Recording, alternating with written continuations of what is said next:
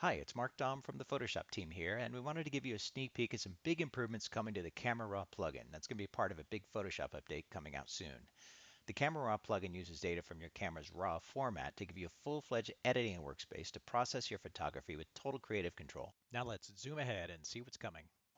The film strip over here on the left has been upgraded with new options that make batch editing more intuitive. You'll be able to save photos directly from your loaded list of images, and there's new customization options that offer more control over the appearance and location of the film strip. Clicking one tab at a time to access each of the editing control groups has been totally redesigned to accelerate your discovery and workflow. Now, all edit groups are displayed in a vertical name list, and working with your favorite panels made a lot easier with the new panel management feature.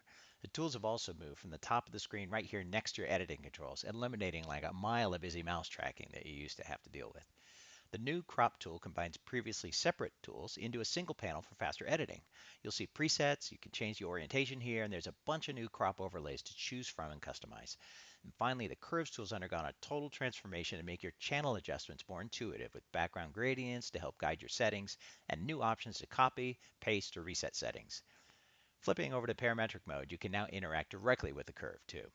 Unfortunately, we're out of time for the tour, and there's so much more coming in this release, so stay tuned for the next big Photoshop update coming soon.